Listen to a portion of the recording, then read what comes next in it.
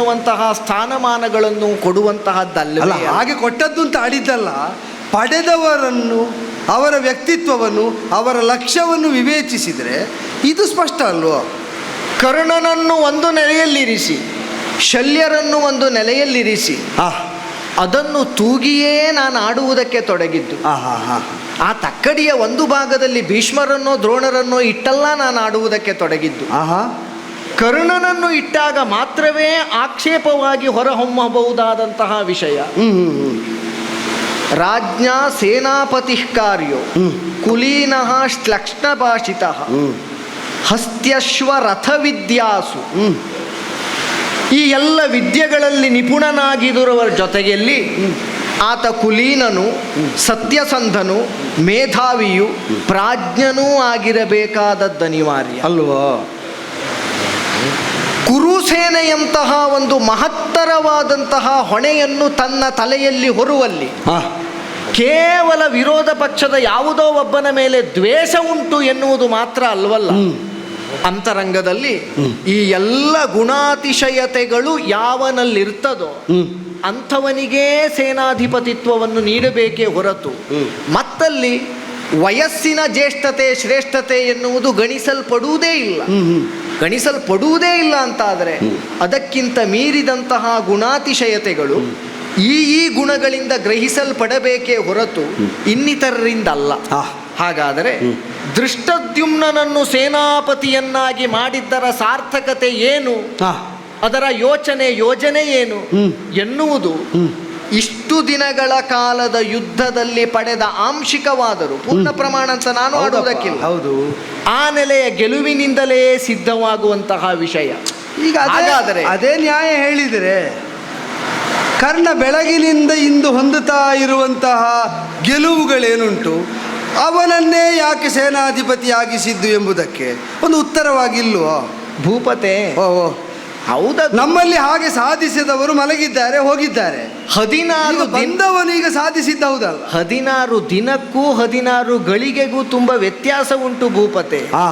ಆದ್ದರಿಂದಲೇ ಮಾತಾಡುವುದಕ್ಕೆ ತೊಡಗಿ. ಹಾಗೆ ನೋಡಿದ್ರೆ 9 ದಿವಸ ಏನು ಮಾಡುವುದು ಅಂತ ಚಿಂತಿಸಿದ್ದಕ್ಕೂ 10ನೇ ದಿವಸ ಹೊಡೆದದ್ದಕ್ಕೂ ವ್ಯತ್ಯಾಸ ಇಲ್ವೋ? ಖಂಡಿತವಾಗಿಯೂ. ಆದರೆ ಆ ಯೋಜನೆಗೂ ಇದ್ದಂತಹ ವ್ಯತ್ಯಾಸವನ್ನು ತಾವು ಗಮನಿಸಬೇಕು.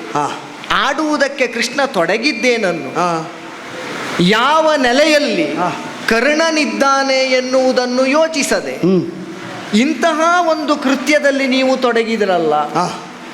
ಈಗ ಸೇನಾಪತಿಗಳಾಗಿ ಬಂದಂತಹ ಭೀಷ್ಮಾಚಾರ್ಯರ ರಥದಲ್ಲಿ ಶಲ್ಯ ಸಾರಥ್ಯ ಇದ್ದದ್ದಿದ್ರೆ, ದ್ರೋಣಾಚಾರ್ಯರ ರಥದಲ್ಲಿ ಶಲ್ಯ ಸಾರಥ್ಯ ಇದ್ದದ್ದಿದ್ರೆ ಆಗಲೂ ಅದು ಆಕ್ಷೇಪಕ್ಕೆ ಅರ್ಹವಾಗುವಂತಹ ವಿಷಯವೇ ಅಲ್ಲ. ಯಾಕೆ ಬಲ್ಲಿರಾ? ಪಾಂಡು ಚಕ್ರವರ್ತಿಯ ದಿಗ್ವಿಜಯದಲ್ಲಿ ನೀವೇ ಸಾರಥ್ಯವನ್ನು ವಹಿಸಿ ಆ ದಿಗ್ವಿಜಯದಲ್ಲಿ ಪ್ರಧಾನ ಪಾತ್ರಧಾರಿಗಳಾದವರು ನೀವೇ. ಆ ನೆಲೆಯಲ್ಲಿ ನೀವು ಮಾಡುವ ಸಾರಥ್ಯವೇ ದೋಷಪೂರ್ಣವಾದದ್ದು ಎನ್ನುವುದಲ್ಲ ನೆಲೆ. ಅದಕ್ಕೆ ಬೆಲೆ ಬರುವುದು ಯಾವಾಗ ಗೊತ್ತೋ? ಕರ್ಣನ ಸಾರಥ್ಯ ಎನ್ನುವಲ್ಲಿಗೆ ಅದು ಆಕ್ಷೇಪಕ್ಕೆ ಅರ್ಹವಾಗುತ್ತದೆ. ಕೇವಲ ಕೃಷ್ಣನದ್ದು ಅಂತಲ್ಲ, ಆಡಿದವ ಕೃಷ್ಣ ಇರಬಹುದು, ಆದರೆ ಸಜ್ಜನರ ಭಾವ ಇದನ್ನು ಆಕ್ಷೇಪದ ದೃಷ್ಟಿಯಿಂದ ಕಾಣುತ್ತದೆ. ಯಾಕೆ? ಕರ್ಣನಿರುವ ನೆಲೆ ಅಂಥದ್ದಲ್ವ. ಪಾರ್ಥ ವಿದ್ವೇಷ, ಪಾಂಡವ ವಿದ್ವೇಷ ಎನ್ನುವ ದ್ವೇಷ ಭಾವವನ್ನೇ ತನ್ನ ಸ್ನೇಹದಲ್ಲಾದರೂ ಪ್ರಧಾನವಾದ ಕಾರಣವನ್ನಾಗಿರಿಸಿಕೊಂಡವ. ದ್ವೇಷ ಮೂಲವಾಗಿ ವಿದ್ಯಾರ್ಜನೆಯತ್ತ ತನ್ನ ಮನಸ್ಸನ್ನು ಮಾಡಿ ಆ ಮೂಲಕವಾಗಿ ಪಡೆದದ್ದಕ್ಕಿಂತ ಕಳಕೊಂಡದ್ದೇ ಹೆಚ್ಚು. ಕೆಲವರಿಗೆ ಗೊತ್ತಿಲ್ಲದಿರಬಹುದು, ಹಲವರಿಗೆ ಗೊತ್ತಿರುವ ಕರ್ಣಚರಿತ್ರೆಯನ್ನು ವಿಮರ್ಶಿಸುವುದಕ್ಕೆ ತೊಡಗಿದರೆ ಅಂಥವನಿಗೂ ನೀವು ಸೇನಾಪತಿಗಳಿಗೆ ಸಾರಥ್ಯವನ್ನು ಮಾಡುವ ಮನಸ್ಸನ್ನು ನೀವು ಮಾಡ್ತೀರಿ ಅಂತಾದರೆ, ಈಗ ಅವನ ಚಾರಿತ್ರ್ಯ ವಿಮರ್ಶೆಗೂ ನಾನು ಸಾರಥ್ಯ ಆದದ್ದಕ್ಕೂ ಏನಪ್ಪ? ಅದೇ ಕೃಷ್ಣ ಪ್ರಥಮಾರ್ಘ್ಯವನ್ನು ಪಡೆದ ನೀನು ಇಲ್ಲಿಗೆ ಬಂದು ಕುಳಿತಾಗ ಆ ಎತ್ತರ ಏನು ಇದೇನು ಅಂತ ಯೋಚಿಸಿದರೆ ಆ ನೆಲೆಯನ್ನು ಪ್ರಧಾನವನ್ನಾಗಿರಿಸಿ ನಾನಿಲ್ಲಿಗೆ ಬಂದದ್ದನ್ನು ಆಧಾರವಾಗಿರಿಸಿ ತಾನೂ ಇಲ್ಲಿದ್ದೇನೆ ಎನ್ನುವ ಪ್ರಯತ್ನವನ್ನು ನೀವು ಮಾಡಿದರೆ ಅದು ಪರಸ್ಪರ ಸಾಂಗತ್ಯವನ್ನು ಹೊಂದುವ ಉದಾಹರಣೆ ಆಗುವುದಿಲ್ಲ. ವಿಸಂಗತಿ ಏನು ಅಂತ ನೀ ತೋರಿಸಿಕೊಡು. ಇಲ್ಲದಿದ್ದರೆ ಪ್ರಥಮಾರ್ಘ್ಯ ಎನ್ನುವುದು ಕೊಟ್ಟದ್ದು ರಾಜಸೂಯದಲ್ಲಿ, ಹೌದಪ್ಪ ಅಲ್ವೋ? ಹೌದೌದು. ಕ್ಷತ್ರಿಯರ ಅನೇಕರು ನೆರೆದಿದ್ದ ಸಭೆಯಲ್ಲಿ ಆ ಮನ್ನಣೆ, ಆ ಮಾನ್ಯತೆ ಹಾಗೆ ನೋಡುವುದಕ್ಕೆ ತೊಡಗಿದರೆ ಅದಕ್ಕಿಂತ ಹೆಚ್ಚಿನದ್ದಾದಂತಹ ಲೋಕಾಂತರದ ಮನ್ನಣೆಯನ್ನು ನಾ ಪಡೆದವನಿದ್ದೇನೆ. ಈಗ ನಾನು ಈ ವಂಶಕ್ಕೆ ಸಂಬಂಧಿಸಿ ಹೇಳಿದ್ದು ಬ್ರಹ್ಮ ಕೊಟ್ಟದ್ದು ಇಂದ್ರ ಕೊಟ್ಟದ್ದು ಬೇಡ ಅಂತ ಸುಮ್ಮನಿಟ್ಟೆ ಅಷ್ಟೇ. ಆ ನೆಲೆಯಲ್ಲಿಯೇ ತೊಡಗಿದರೆ ಈಗ ದ್ರೋಣರಿಗೂ ಬ್ರಾಹ್ಮಣರು ಎನ್ನುವ ನೆಲೆಯಲ್ಲಿ, ಗುರು ಎನ್ನುವ ನೆಲೆಯಲ್ಲಿ ಸಕಲ ವಿಧವಾದಂತಹ ಮಾನ್ಯತೆಗಳು ದೊರೆತಲ್ಪಟ್ಟಿದೆ. ಹೌದಪ್ಪ. ಆದ್ದರಿಂದ ಆ ಯಜ್ಞಯಾಗಾದಿ ಪ್ರಕ್ರಿಯೆಯಲ್ಲಿ ಸಿಗಬಹುದಾದಂತಹ ಮನ್ನಣೆಯ ಮಣೆ, ಇಲ್ಲಿ ಸಾರಥ್ಯವನ್ನು ನಾನು ವಹಿಸಿ ಕುಳಿತಿರುವ ಈ ಮಣೆಯನ್ನು ಏರಿ ಕುಳಿತಿರುವಂತಹ ಹಿನ್ನೆಲೆ, ಆ ಎರಡನ್ನೂ ನೀವು ಆಲೋಚನೆ ಮಾಡುವುದಕ್ಕೆ ತೊಡಗಿದರೆ ಅಲ್ಲಿಯೂ ಮಣೆ ಕೊಟ್ಟವನು ಧರ್ಮರಾಜ. ಹೌದು. ಅವ ಕೊಟ್ಟ ಮಣೆಯನ್ನೇ ನಾ ಏರಿದ್ದೇನೆ. ಆದ್ದರಿಂದ ಆ ಅಗ್ರ ಪೂಜೆಯ ಪ್ರಥಮಾರ್ಘ್ಯವನ್ನು ಪಡೆಯುವಲ್ಲಿ ಯಾವ ಪೀಠವನ್ನು ಏರಿ ಕೃಷ್ಣ ಕುಳಿತಿದ್ದಾನೋ ಆ ಪ್ರಥಮಾರ್ಘ್ಯವನ್ನು ಸ್ವೀಕರಿಸಿದ ನೆಲೆಯಲ್ಲಿಯೇ ಚಮ್ಮಟಿಕೆಯನ್ನು ಹಿಡಿದ ಕೃಷ್ಣನ ಪಾವಿತ್ರ್ಯತೆಗಾಗಲಿ ಸ್ಥಾನಮಾನಕ್ಕಾಗಲಿ ಭಂಗ ಬರುವುದಕ್ಕೇ ಇಲ್ಲ. ಹಾಗಾದರೆ ಯಾವಾತ ಸಂಜನಿಸಿದಂತಹ ಕಾಲದಲ್ಲಿ ದೇವ ದುಂದುಬಿಗಳು ಮೊಳಗಿದವು, ಯಾವಾತನ ಜನ್ಮವಾದ ಕ್ಷಣದಲ್ಲಿ ದೇವಾನುದೇವತೆಗಳೇ ಈತ ಈ ಪ್ರಪಂಚದಲ್ಲಿ ಪ್ರತಿ ಇಲ್ಲದ ಪರಾಕ್ರಮಿಗಳಾಗಿ ನೂರಾರು ಯಜ್ಞಯಾಗಾದಿಗಳನ್ನು ಮಾಡುತ್ತಾ ಪ್ರಪಂಚದಲ್ಲಿ ಕೀರ್ತಿಶಾಲಿಯಾಗುತ್ತಾನೆ ಎನ್ನುವ ಅಶರೀರವಾಣಿಯಾಗುತ್ತದೋ, ಧರ್ಮ ಪರಾಕ್ರಮಗಳೆಂಬಂತಹದ್ದು ಸಂಗಮಿಸಿದಂತಹ ಸ್ಥಿತಿಯಲ್ಲಿ ತನಗೆ ಮಗು ಬೇಕು ಎನ್ನುವ 1 ವರ್ಷದ ತಪಸ್ಸನ್ನಾಚರಿಸಿ ಯಾವ ಕುಂತಿ ದೇವೇಂದ್ರನ ಮೂಲಕವಾಗಿ ಮಗುವಾಗಿ ಯಾವ ಪಾರ್ಥನನ್ನು ಪಡೆದಳೋ, ಶಿವನನ್ನಾದರೂ ಕಾದಾಟದಲ್ಲಿ ಮಣಿಸಿ ಸೆಣಸಿ ಪಾಶುಪತದಂತಹ ಅಸ್ತ್ರವನ್ನು ಸಂಪಾದಿಸಿ ತನ್ನ ಬತ್ತಳಿಕೆಯಲ್ಲಿರಿಸಿಕೊಂಡನೋ, 14 ವಿಧವಾದ ಅಸ್ತ್ರ ಸಂಕುಲವನ್ನು ದಿಕ್ಪಾಲಾದಿಗಳಿಂದ ಯಾವಾತ ಪಡೆದನೋ, ಆತನ 11 ಹೆಸರನ್ನು ಉಚ್ಚರಿಸಿದ ಮಾತ್ರದಲ್ಲಿ ನಪುಂಸಕನಾದವನಿಗೂ ಪುರುಷತ್ವದ ಆ ಪೌರುಷ ಭಾವ ಜಾಗೃತವಾಗುತ್ತದೋ ಅಂತಹ ಧನಂಜಯನಿಗೆ ನಾನು ಸಾರಥಿ. ವರ ಬಿಡಿ ಶಲ್ಯರೇ, ಕೆಲವರಿಗೆ ಗೊತ್ತಿದೆ ಶಾಪದ ಪರಂಪರೆಯನ್ನೇ ತಲೆ ಮೇಲೆ ಹೊತ್ತ ಪ್ರಪಂಚದ ಸಜ್ಜನರಿಂದ ದುಷ್ಟ ಚತುಷ್ಟಯರಲ್ಲಿ ಇವ ಅಂತ ಗುರುತಿಸಲ್ಪಡುವ ಕೌರವ ಇಷ್ಟು ಹಾಳಾಗುವುದಕ್ಕೆ ಇವನೇ ಕಾರಣ ಅಂತ ಭೀಷ್ಮಾದಿಗಳು ಮೇಲಿಂದ ಮೇಲೆ ಹೇಳುವ, ಕೇವಲ ನಾಲಿಗೆಯ ತುದಿಯಿಂದ ಮಾತ್ರ ಪೌರುಷದ ಶಬ್ದಗಳನ್ನೇ ಬಿಟ್ಟರೆ ಆ ಶಬ್ದಕ್ಕೆ ಅರ್ಥ ಏನು ಅಂತ ಇನ್ನೂ ತಾನೇ ಅರ್ಥವಿಸಿಕೊಳ್ಳದ ಆ ಕರ್ಣನಿಗೆ ನೀವು ಸಾರಥಿ. ಇದೊಂದು ಪ್ರಾಮಾಣಿಕವಾದ ನೆಲೆ. ಈ ಭಾವದಿಂದ ತಮ್ಮನ್ನು ನಾನು ಎಚ್ಚರಿಸುವ ಪ್ರಯತ್ನ ಮಾಡಿದರೆ ನೀವು ಅದರಲ್ಲಿ ಇಲ್ಲದೆ ಇರುವಂತಹ ಭಾವವನ್ನೇ ಗುರುತಿಸಿದವರ ಹಾಗೆ. ಅಂದರೆ ಕರ್ಣನ ಬಂಡಿಯನ್ನು ನೀವು ಏರಿ ಹೊಡೀತಾ ಇರುವಾಗ ಧರ್ಮ ಎನ್ನುವುದೊಂದು ಬಹಳ ಪ್ರಧಾನವಾದ ವಿಷಯ ಉಂಟಲ್ಲ ಭೂಪತೆ. ಕ್ಷಾತ್ರಕ್ಕೆ ವರ್ಮ ಸಹಜ, ಯುದ್ಧದಲ್ಲಿ ಮರ್ಮ ಸಹಜ. ಮರ್ಮವಾಗಲಿ ಜಯ ಕಾಣುವುದು ಧರ್ಮದಿಂದ. ಆದ್ದರಿಂದ ವರ್ಮವೇ ಯಾವುದಾದರೂ ಧರ್ಮಪಥದಲ್ಲಿಯೇ ಸಾಗಬೇಕಾದದ್ದು ಅನಿವಾರ್ಯ. ಆ ನೆಲೆಯಲ್ಲಿ ಅಲ್ವೋ ಕ್ಷಾತ್ರಕ್ಕೆ ಯುದ್ಧವೂ ಒಂದು ಯಜ್ಞ. ಹಾಗಾದರೆ ಯುದ್ಧವೆಂಬ ಯಜ್ಞದಲ್ಲಿ ನಾವು ದೀಕ್ಷಿತರಾಗಿ ಹೋರಾಡುವ ಈ ಪ್ರಕ್ರಿಯೆಯಲ್ಲಿ ಸಾರಥ್ಯದ ಅಂಶ ಉಂಟಲ್ಲ, ಅದೊಬ್ಬ ಋಷಿ ಕುಳಿತು ಹವಿಸ್ಸನ್ನು ಅಗ್ನಿಯಲ್ಲಿ ಸಮರ್ಪಿಸಿದಷ್ಟೇ ಯೋಗ್ಯತೆ ಉಳ್ಳ ಕರ್ಮ. ಕೆಲವರಿಗುಂಟು, ಇಂಥವರಿಂದ ಯಜ್ಞ ಮಾಡಿಸಬಾರದು, ಇಂಥವರಿಗೆ ಪೌರೋಹಿತ್ಯ ಮಾಡಬಾರದು, ಇಂಥವರ ಮನೆಯಲ್ಲಿ ಅನ್ನವನ್ನು ಸ್ವೀಕಾರ ಮಾಡಬಾರದು. ಹೌದಪ್ಪ, ನಿನಗಂತೂ ಉಂಟು. ಆ ಎಲ್ಲ ಯೋಗ್ಯತೆಯಿಂದ ಪರಿಪೂರ್ಣನಾದಂತಹ ಕರ್ಣ ಯಾರಿಗೆ ಯಜ್ಞ ಮಾಡಿಸಕೂಡದು, ಯಾರ ಅನ್ನ ಸ್ವೀಕರಿಸುವುದಕ್ಕೂ ಯೋಗ್ಯವಾದದ್ದಲ್ವೋ.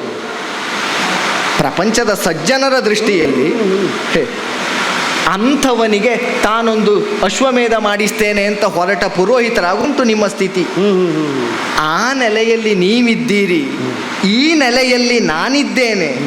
ಆದ್ದರಿಂದ ಅದೆರಡನ್ನೂ ನೀವು ತುಲನೆ ಮಾಡಿ ಹೊರಟ್ರೆ, ಅಲ್ಲ ಹೇಳುವುದು ನಾನು, ಒಂದು ಪರಾಕ್ರಮದಲ್ಲಾದರೂ ಉಂಟವನಿಗೆ ಯೋಗ್ಯತೆ ಅಲ್ಲ. ಈಗ ಒಂದು ಕುಲೋನ್ನತಿ, ಒಂದು ವಿದ್ಯೋನ್ನತಿ, ಒಂದು ವಿತ್ತೋನ್ನತಿ, ಒಂದು ಮಾನೋನ್ನತಿ, ಯಾವುದರಲ್ಲಾದರೂ ಒಂದು ಹುಟ್ಟಿದ್ದೇ ಎಲ್ಲಿ ಅಂತ ಗೊತ್ತಿಲ್ಲ.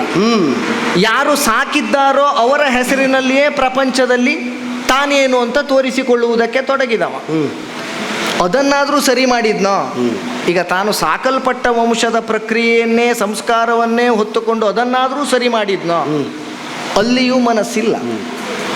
ಇನ್ನು ಮಾಡಿದ ವಿದ್ಯಾರ್ಜನೆಯಿಂದ ಸಾಧನೆಯ ಮೂಲಕವಾಗಿ ಲೋಕ ಕಲ್ಯಾಣಕರವಾದಂತಹ ಯಾವುದಾದ್ರೂ ಒಂದನ್ನು ಒಬ್ಬ ಕ್ಷಾತ್ರಿಯ ಯೋಧನಂತೆ ಅವನಿಗೆ ಹೇಳಿಕೊಳ್ಳಿಕ್ಕೆ ನಾನು ಕ್ಷತ್ರಿಯ ಅಂತ ಹೇಳ್ತಾನವ.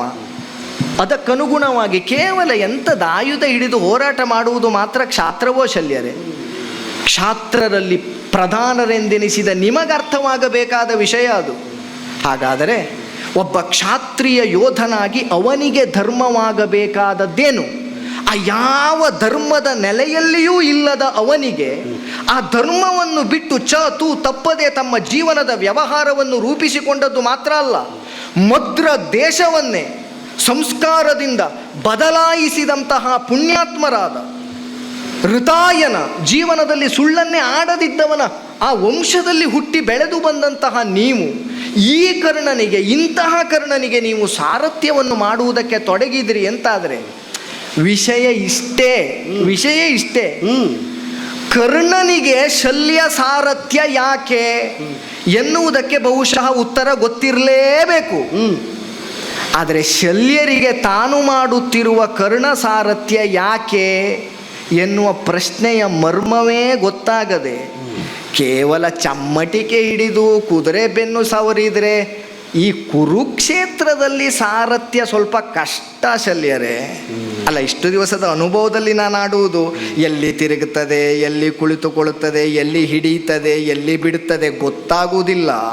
ಈಗ ನಿನಗಂತೂ ತಿರುಗಿಸದೇ ಇದ್ದರೆ ಆಗೋದಿಲ್ಲ. ಅಲ್ಲ, ತಿರುಗುತ್ತದೆ ಅಂತ ಕೈಯಲ್ಲಿ ತಿರುಗುವ ಚಕ್ರ ಇದ್ದರೆ ಅದನ್ನೇ ತಿರುಗಿಸ್ತಾ ಇರ್ತಿ. ಪಾಪ ಕುರುಕ್ಷೇತ್ರಕ್ಕೆ ಬರುವಾಗ ಚಕ್ರ ಕೆಳಗಿಟ್ಟು ಬರ್ತೇನೆ ಅಂತ ಹೇಳಿ ಆಯಿತು.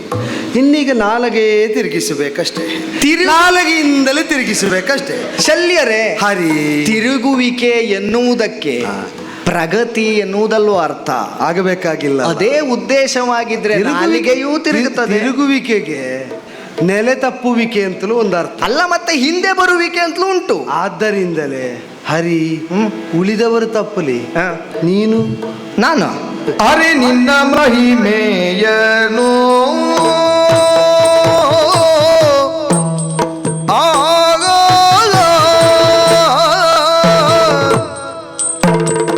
ಹರಿ ನಿನ್ನ ಮಹಿಮೆಯನೋ, ಹರಿ ನಿನ್ನ ಮಹಿಮೆಯನೋ ಎಂತೊರವೆ ಗೋಪರ ಕುಲದೈವ ನೀನು,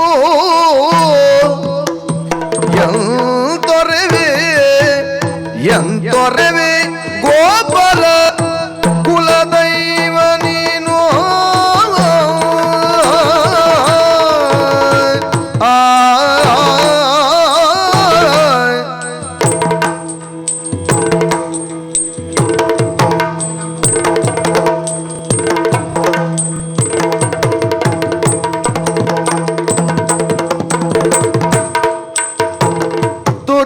ಲಕ್ಷಣ ಏನ ಬಲ್ಲೆ, ತುರಗ ಲಕ್ಷಣ ಏನ ಬಲ್ಲೆ ಹೇಳನು ತಲಿ, ತುರಗ ಲಕ್ಷಣ ಏನ ಬಲ್ಲೆ ಹೇಳನು ತಲಿ, ಜರೆದ ಸನ್ನುತಿ ಕೈ ಮುಗಿದು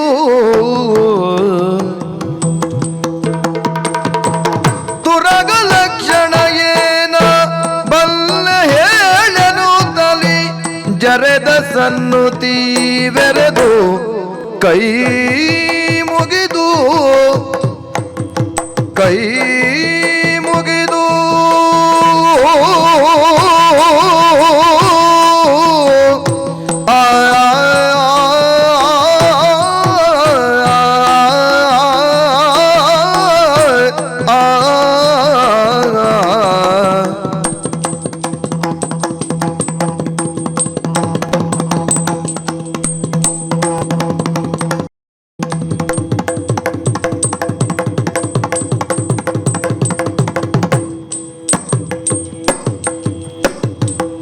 ತುರಗ ಲಕ್ಷಣ ಏನ ಬಲ್ಲೆ ಏನ ಬಲ್ಲೆ ಏನ ಬಲ್ಲೆ ಹೇಳನು ತಲಿ ಜರೆದ ಸನ್ನುತಿ ಬೆರೆದು ಕೈ ಮುಗಿದು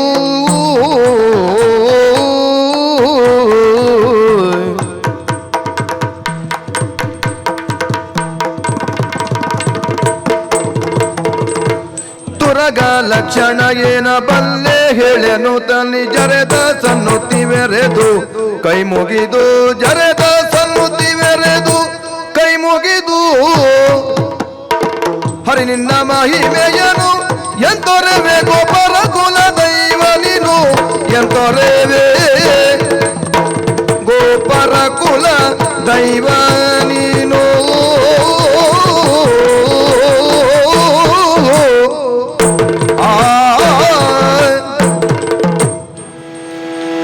ಹರಿ ಶಲ್ಯ ಭೂಪತಿ, ಪಾಪಾಪಹಾರಿಯಾದ ಹರಿ ಇಂಥ ಸನ್ನುತಿಯನ್ನು ಮಾಡಿದಂತಹ ನಾನು ಈಗ ಸಂಕಟಕ್ಕೆ ಬಂದೆ. ಇಲ್ಲಿಗೆ ಹೇಳಿದರೆ ಈ ಸ್ತುತಿ ಜರೆದ ಸನ್ನುತಿ ಬೆರೆದು ಅಂತ ಹೇಳ್ತಾರೆ ಹಿಂದಿನವರು. ಪ್ರಾಮಾಣಿಕ ಅವ ಮೊದಲು ಸ್ತುತಿ ಮಾಡಿದ, ಈಗ ಜರೆದ ಅಂತ ಆಡದಿರುವುದಿಲ್ಲ. ಮಾಡಿದ್ದು ಸ್ತುತಿಯೇ ಹೌದು ಅಂತ ಆದ್ರೆ ಸಂಕಟ ಇರ್ಲಿಕ್ಕೆ ಅಲ್ಲಲ್ಲ, ಹಾಗಲ್ಲ ಹೇಳಿದ್ದು. ಈಗ ನೀನಿಷ್ಟು ಮಾತಾಡಿಸಿದಾಗ ಈಗ ಅದಕ್ಕೆ ನಾವು ಪ್ರತಿಕ್ರಿಯಿಸಬೇಕು. ಆಗ ಹರಿ ಅಂತ ಹೇಳಿದವನೇ ಈಗ ಜರೆದ ಅಂತ ಆಗುವುದಿಲ್ಲ ಹಾಗೆ. ಆದ್ರೆ ನಿನಗೆ ಅದೇ ಪ್ರಿಯ ಅಂತ ಆದ್ರೆ ನಾ ಮತ್ತೆ ಮಾಡದೆ ಹಿಂದುಳಿಯುವುದು ಯಾಕೆ? ಹರಿ ಸಂಕಲ್ಪ ಅಲ್ವ ಅದು. ಈಗ ಅಲ್ಲಿದ್ದವನ ಜೀವಯೋಗ್ಯತೆ, ಇಲ್ಲಿದ್ದವನ ಜೀವಯೋಗ್ಯತೆ, ಪಾತ್ರ ವಿವೇಚನೆ ಇಲ್ವೋ ಶಲ್ಯರೇ? ನಿನ್ನಷ್ಟು ನಾನು ಆಲೋಚನೆ ಮಾಡಲಿಲ್ಲ. ನಾನು ಅದನ್ನೊಂದು ಸರಳ ಮಾಡಿ ಒಂದು ಸಮನ್ವಯವನ್ನು ಸುಲಭದಲ್ಲಿ ಸಾಧಿಸುವುದಕ್ಕಾಗ್ತದೆ ಅಂತ ನೋಡಿದೆ. ನಾ ಸರಳೀಕರಿಸಿದ್ದು ಹೇಗೆ ಗೊತ್ತುಂಟು? ಈಗ ಯೋಚನೆ ಮಾಡಿಯೇ ನೀವು ಒಪ್ಪಿದ್ದ? ಮಾಡದೆ ನಾನು ಒಪ್ಪಲಿಕ್ಕ? ನಿನ್ನ ಮಟ್ಟದಲ್ಲಿ ಅಲ್ಲದಿರಬಹುದು. ಮಾತ್ರಾಧಿಪತಿ, ಋತಾಯನ, ಆರ್ತಾಯನಿ, ಋತಾಯನ ಸೂನುವಾಗಿ ಆರ್ತಾಯನಿ ಎನಿಸಿದವನು ಎಷ್ಟು ಯೋಚನೆ ಮಾಡಬೇಕು ಅಷ್ಟು ಮಾಡಿದ್ದೇನೆ. ಆಗ್ಲಿ ನೀವು ಈಗ ಅಷ್ಟು ಮಾಡಿದ್ರಲ್ಲಿ ಏನು ಕಂಡದ್ದು ಗೊತ್ತುಂಟು? ಕುಂತಿದೇವಿಗೆ ಧರ್ಮರಾಯನನ್ನು ಪಡೆದ ಮೇಲೆ, ಭೀಮಸೇನನ್ನು ಪಡೆದ ಮೇಲೆ ತಾಯಿಯಾಗಿ ಅಪರಿಪೂರ್ಣತೆಯ ಭಾವ ಕಾಡಿ 1 ವರ್ಷ ವಿಶೇಷ ವ್ರತವನ್ನಾಚರಿಸಿ ಇಂದ್ರಾಹ್ವಾನವನ್ನು ದೇವಹೂತಿಯಿಂದ ಮಾಡಿ ಇಂದ್ರಾನುಗ್ರಹದಿಂದ ಪಡೆದ ಸೂನುವಾದ ಪಾರ್ಥನನ್ನು ನೋಡಿದ ಮೇಲೆ ಪುತ್ರಾಪೇಕ್ಷೆ ಇಲ್ಲ ಅಂತಾಯಿತು. ಇದು ಯೋಗ್ಯತೆಯನ್ನು ಮೊದಲು ಹೇಳಿದ್ದು. ನಾ ಅಷ್ಟೆಲ್ಲ ಯೋಚನೆ ಮಾಡಲಿಲ್ಲ. ಈಗ ಪಾರ್ಥ ಇಂದ್ರಸೂನು ಯೋಗ್ಯತೆ ಉಂಟು. ಆ ಇಂದ್ರ ಸುಧರ್ಮಾಧಿಪತಿ ಯೋಗ್ಯತೆ ಉಂಟು. ಆ ಇಂದ್ರ ನಮ್ಮ ಕರ್ಣನ ಮುಂಭಾಗದಲ್ಲಿ ಅರ್ಘ್ಯ ಕೊಡುವಾಗ ಬಂದು ಕೈಯೊಡ್ಡಿ ಬೇಡಿದನಂತೆ. ಯಾರು 1 ವರ್ಷ ಕುಂತಿಗೆ ವರ ಕೊಡಬೇಕಾದ್ರೆ 1 ವರ್ಷ ಕುಂತಿ ಯಾರ ವ್ರತ ಮಾಡಬೇಕಾಯ್ತೋ ಆ ಇಂದ್ರ ಬಂದು ನಮ್ಮ ಕರ್ಣನ ಮುಂಭಾಗದಲ್ಲಿ ಕೊಡು ಅಂತ ಬೇಡಿದನಂತೆ. ಕೇಳಿದ ಕ್ಷಣ ಇವ ಕತ್ತರಿಸಿ ಕೊಟ್ಟದ್ದರಿಂದ ಇವ ವೈಕರ್ತನನಾದ. ಇದು ಭೀಷ್ಮ ಸೇನಾಧಿಪತ್ಯದ ಸಂದರ್ಭದಲ್ಲಿ ಅವರು ಹೇಳಿದ ಕಥೆ. ಹೌದೌದು, ಅವರೇ ಹೇಳಿದ ಕಥೆ. ಇಂದ್ರ ಕುಂತಿಗೆ ವರ ಕೊಡ್ಲಿಕ್ಕೆ ಇಂದ್ರ ಬೇಕು, ಇಂದ್ರನಿಗೆ ಕೊಡ್ಲಿಕ್ಕೆ ನಮ್ಮ ಕರ್ಣ ಬೇಕು. ನಾನೀಗ ಕರ್ಣನ ಸಾರಥಿ ಆದರೆ ಏನೀಗ ನೋಡುವ. ಈಗ ಅದೊಂದು ಯೋಗ್ಯತೆ ಆದರೆ ಈ ಯೋಗ್ಯತೆಯಲ್ಲೇ ಒಂದು ನೆಲೆ ಯಾವುದು, ಬೆಲೆ ಯಾವುದು, ಅದರ ಎತ್ತರ ಯಾವುದು ಅದನ್ನು ನೋಡಬೇಕೋ ಬೇಡ? ಒಂದು, ನಾನಿಲ್ಲಿರುವುದು ಧರ್ಮವಲ್ಲ ಅರಸರಿಗೆ, ಇದು ಇನ್ನೊಂದು ಆಕ್ಷೇಪ. ಮತ್ತೆ ಕೃಷ್ಣ, ನಿನ್ನ ಮಾತು ಕೇಳಿ ನಮಗೆ ಗ್ರಹಿಸುವುದಕ್ಕಾಗುದಿಲ್ಲ. ನಿನ್ನ ಮಾತಲ್ಲಿ ಧರ್ಮ ಇಲ್ಲ ಅಂತಲ್ಲ, ನೀ ಹರಿ ದೇವರು, ದೇವರ ಮಾತಲ್ಲಿ ಧರ್ಮ ಇಲ್ಲ ಅಂತ ಹೇಳಲಿಕ್ಕಿಲ್ಲ. ದೇವರ ಮಾತಲ್ಲಿದ್ದ ಧರ್ಮ ಯಾವುದು, ದೇವಧರ್ಮ ಯಾವುದು ಅಂತ ಮನುಷ್ಯ ಮಾತ್ರರಿಗೆ ಪಕ್ಕನೆ ಗೊತ್ತಾಗುವುದಿಲ್ಲ. ಆದ್ದರಿಂದಲೇ ನಾವು ಇದುವೇ ಹೀಗೆ ಅಂತ ನಿರ್ಣಯಿಸುವುದಕ್ಕೆ ನಮಗೆಲ್ಲ ಮನುಷ್ಯರ ಮಾತಾಡ್ತಾ. ಈಗ ಮನುಷ್ಯರಲ್ಲಿ ಧರ್ಮವನ್ನರಿತವರಲ್ಲಿ ಈಗ ಕುರುಧಾರಿಣಿಯಲ್ಲಿಂತಲ್ಲ, ಆರ್ಯಾವರ್ತದಲ್ಲಿ ಜಂಬೂದ್ವೀಪ ವ್ಯಾಪ್ತಿಯಲ್ಲಿ ಇವತ್ತಿನ ದಿವಸ ಕೇಳಿದರೆ ಭೀಷ್ಮರಂತವರು ಬೆಟ್ಟೆತ್ತಿ ತೋರಿಸುವುದು ಧರ್ಮರಾಯನನ್ನು ಅಲ್ವಾ? ಕೃಷ್ಣ, ಈಗ ನಾನು ಇಲ್ಲಿ ಕರ್ಣನಿಗೆ ಸಾರಥಿಯಾಗಿ ಕುಳಿತದ್ದು ತಪ್ಪು ಅಂತ ನಿನ್ನ ಧರ್ಮರಾಯನು ಹೇಳಿಯಾನ? ಕೃಷ್ಣ ಹೇಳಿಯಾನ? ನಾನೀಗ ಕೂತದ್ದಕ್ಕೆ ಆಧಾರ ಧರ್ಮರಾಯನಂತವರು ಒಪ್ಪುವ ಸ್ಥಾನ. ಈಗ ನೀನು ಅದನ್ನು ದೃಢೀಕರಿಸಿದೆ. ಅಗ್ರಪೀಠದಲ್ಲಿ ನಿನ್ನನ್ನು ಕುಳ್ಳಿರಿಸಿದ ಧರ್ಮರಾಯನೇ ನೀನು ಪಾರ್ಥರಥಾಗ್ರದಲ್ಲಿ ಕುಳ್ಳಿರುವುದಕ್ಕೆ ಕಾರಣ ಅಂತ ಹೇಳಿದೆ. ಯಾವ ಧರ್ಮರಾಯ ಅಲ್ಲಿ ಕುಳ್ಳಿರಿಸಿದನೋ ನಿನ್ನನ್ನು ಇಲ್ಲಿ ಕೂತದ್ದಕ್ಕೂ ಅಂಗೀಕಾರ ಕೊಟ್ಟದ್ದು ಧರ್ಮರಾಯ ಅಂತ. ಧರ್ಮರಾಯನಂತವರು ಒಪ್ಪುವ ಪೀಠದಲ್ಲಿ ನಾನು ಕುಳಿತಿದ್ದೇನೆ, ಒಪ್ಪುವ ನೆಲೆಯಲ್ಲಿ ನಾ ಕುಳಿತಿದ್ದೇನೆ ಅಂತ ಎಲ್ಲಿಯಾದ್ರೂ ಸಮಯಾವಕಾಶ ಸಿಕ್ಕಿದರೆ ಕೃಷ್ಣ, ಒಂದು ಧರ್ಮರಾಯನಲ್ಲಿ ಒಂದು ಕೇಳಿಬಿಡು. ಈಗ ಶಲ್ಯ ಅಲ್ಲಿ ಕುಳಿತದ್ದು ನಿನಗೆ ಸಮ್ಮತವ ಧರ್ಮರಾಯ ಅಂತ ಒಂದು ಕೇಳಿಬಿಡು ನನಗಾಗಿ. ನೀವು ಉತ್ತರ ನನಗೆ ಹೇಳಬೇಕು ಅಂತಿಲ್ಲ, ನೀನೊಮ್ಮೆ ಕೇಳು, ನಾನು ಒಪ್ಪುತ್ತೇನೆ. ಅವ ಏನು ಉತ್ತರ ಹೇಳ್ತಾನೆ ಅಂತ ಗೊತ್ತಿಲ್ಲದೆ ನಿನಗೆ ಅಂಗೀಕಾರ ಕೊಡ್ತೇನೆ. ಧರ್ಮರಾಯ ನನಗೆ ಬೇಡತ್ತು ಅಲ್ಲ, ಹಾಗಲ್ಲ, ನನಗೆ ಸರಿಯಲ್ಲ ಇದು ಅಂತ ಖಂಡಿತು ಅಂತ ಅವ ಹೇಳಿದರೆ ನಾನಿಲ್ಲಿ ಕುಳಿತದ್ದು ತಪ್ಪೆ. ನಿನ್ನ ಧರ್ಮರಾಯ ಶಲ್ಯ ಕರ್ಣರಥಾಗ್ರದಲ್ಲಿ ಸಾರಥಿಯಾಗಿ ಕುಳಿತದ್ದು ಸರಿ ಅಂತ ಹೇಳುವಲ್ಲಿವರೆಗೆ ಇದು ಧರ್ಮ ಅಲ್ಲ ಅಂತ ಈ ಆರ್ಯಾವರ್ತದಲ್ಲಿ ಯಾರು ಹೇಳಿದ್ರು ನಾನು ಒಪ್ಪಲಿಕ್ಕಿಲ್ಲ. ಧರ್ಮಾಧಾರ ಸಾಕ ಅಂತೂ ಕನ್ನಡಿ ಒಡೆಯಿತು. ಇಲ್ಲ, ಕನ್ನಡಿ ಹೊಡೆದದ್ದಲ್ಲ, ಆಗಲಿಲ್ಲ. ಈಗ ಸಾರಥಿಯಾಗಿ ಇದರ ನೆಲೆ ಏನಬಲ್ಲೆ, ನಾವು ಕುಳಿತದ್ದು ಯಾಕೆ ಅಂತ ಮತ್ತೆ ಮೂರನೇ ಆಯಾಮವನ್ನು ಅದಕ್ಕೆ ಕೊಟ್ಟೆ. ಆಗ ಅದಕ್ಕೂ ಒಂದು ಸಮನ್ವಯ ಮಾಡಬೇಡುವ. ನಿನಗೆ ಅಗ್ನಿದತ್ತವಾದ ರಥ ಗೊತ್ತು, ಅದಕ್ಕಿರುವ ದಿವ್ಯಾಶ್ವಗಳೇನು ಅಂತ ಗೊತ್ತು, ಚಮ್ಮಟಿಗೆ ಹಿಡಿದಿದ್ದಿ, ವಾಗಿ ಹಿಡ್ಕೊಂಡಿದ್ದಿ, ಬೇಕಾದಲ್ಲಿಗೆ ನಡೆಸ್ತಿ. ನಿನಗೆ ಈ ಕುದುರೆ ಯಾವುದು ಅಂತ ಗೊತ್ತುಂಟು? ಯಾವ್ದು? ನನ್ನ ನಿಮ್ಮ ತುರಗ ಲಕ್ಷಣ ಕೇಳ್ತಾ ಈ ಕುದುರೆಯ ಲಕ್ಷಣ ಏನು ಅಂತ ಗೊತ್ತುಂಟು? ಇದು ಯಾವಾಗ ಹಿಂದೆ ಹೋಗ್ತದೆ ಅಂತ ಗೊತ್ತುಂಟ ನಿನಗೆ? ಕುದುರೆ, ಈ ಕುದುರೆ ನನ್ನ ಕುದುರೆ, ನಿನ್ನದು ನೋಡಬೇಡ ಅಂತ ಕೇಳುದಲ್ಲ. ನಿನ್ನದು ನಿನಗೆ ಗೊತ್ತುಂಟ ಅಂತ ಕೇಳಲಿಕ್ಕೆ ಅದಲ್ಲ, ನನ್ನದು ಗೊತ್ತುಂಟ ಅಂತ. ನಮ್ಮ ಕುದುರೆಗೆ ಇಲ್ಲಿರುವ ಅಷ್ಟೂ ಕುದುರೆಗೂ ಒಂದೊಂದು ಲಕ್ಷಣ ಹೇಳ್ಬೋದು. ಹೌದೌದು ಹೌದು. ನನ್ನ ರಥಕ್ಕೆ ಕಟ್ಟಿದ ಈ ಕುದುರೆಗೆ ಮಾತ್ರ ಲಕ್ಷಣ ಹೇಳಲಿಕ್ಕೆ ಯಾರಿಂದಲೂ ಸಾಧ್ಯ. ಅದನ್ನು ಕೇಳುವುದೇ ಇಲ್ಲ ಅಂತ ನನಗೆ ನಾನು ಒಂದುಂಟು ಕೃಷ್ಣ, ನಾನು ಯಾವುದಾದ್ರೂ ಪ್ರಶ್ನೆ ಯಾರಲ್ಲಿ ಆದ್ರೂ ಕೇಳುವುದಿದ್ರೆ ಅದರ ಒಂದು ಉತ್ತರದ ಸುಳುಹ ಆದ್ರೂ ನನ್ನೊಳಗಿರಬೇಕು. ನನಗೇ ಗೊತ್ತಿಲ್ಲದನ್ನು ಉಳಿದವರಿಗೂ ಕೇಳಿ ಯಾರಿಗೂ ಗೊತ್ತಿಲ್ಲ ಅಂತ ಮಾಡ್ಲಿಕ್ಕೆ ನಿಮಗೆ ಇಲ್ಲ ಅದಿಲ್ಲ. ನಿಮಗೆ ತಲೆ ಆ ಕೂದಲು ಅಲ್ಲ, ಸಿಕ್ಕಿದ್ದು ಬೆಣ್ಣೆಯಲ್ಲಿ ಕಪ್ಪು ಕೂದಲೇ, ಆದ್ರೆ ಬಿಳಿ ಕೂದಲು ಒಂದೊಂದು ಸಿಕ್ಕಿದ್ರೆ, ಬೆಣ್ಣೆಯಲ್ಲಿ ಬಿಳಿ ಕೂದಲಾದ್ರೂ ನಿನಗೆ ಸಿಕ್ಕಿತ್ತು ನೋಡು. ಅದು ಬೆಣ್ಣೆಯಿಂದ ಅಲ್ಲ, ಅದು ಅನುಭವದಿಂದಲೇ. ಅದೇ ಅನುಭವದಿಂದಲೇ. ಈಗ ಈ ತುರಗ ಲಕ್ಷಣವ ನೀ ಬಲ್ಲೆಯ? ಇದು ಯಾವಾಗ ತಿರುಗುತ್ತದೆ, ಇದು ಯಾವಾಗ ತಿರುಗುತ್ತದೆ, ಇದು ಯಾವಾಗ ಮುಂದಕ್ಕೆ ತಿರುಗುತ್ತದೆ, ಇದು ನಿನಗೇನಾದ್ರೂ ಗೊತ್ತುಂಟಾ? ಗೊತ್ತಿಲ್ಲದೆ ಇದ್ದದ್ದರಿಂದ ತುರಗ ಲಕ್ಷಣವೇನಬಲ್ಲೆ ಅಂತ ನೀ ಕೇಳಿದೆ. ನಿಮಗೆ ಅದರ ಮರ್ಮ ಗೊತ್ತುಂಟು ಅಂತ ಕೇಳಿದೆ. ನನ್ನ ಸಾರಥ್ಯದ ಮರ್ಮ ನಾನು ಹೇಳಿಯೋ? ರಥಿನೋಭ್ಯಧಿಕೋ ವೀರೋ ಕರ್ತವ್ಯೋ ರಥಸಾರಥಿ. ರಥಿಕರಾದವರಿಗಿಂತ ಅಧಿಕನಾದ ವೀರನು ದ್ವೈರಥ ಯುದ್ಧದಲ್ಲಿ ರಥಸಾರಥಿಯಾಗಿ ಕರ್ತವ್ಯ ನಿರ್ವಹಣೆ ಮಾಡಬೇಕು. ಅದೊಂದು ಲಕ್ಷಣ ಬಿಟ್ರೆ ಮತ್ಯಾವ ಲಕ್ಷಣವೂ ಇಲ್ಲ ಇಲ್ಲಿ. ಅದೊಂದು ಲಕ್ಷಣ ಅಲ್ಲ ಅಂತ ಆಗ್ತದ? ಅದೊಂದು ಸಾಲ, ಒಂದು ಸಾಲ. ಅದರ ಬಗ್ಗೆ ಅಲ್ಲ, ಯೋಗಿಗಳಿಗೆ ಪ್ರಣವ ಒಂದು ಸಾಲ ಸಾಕಪ್ಪ.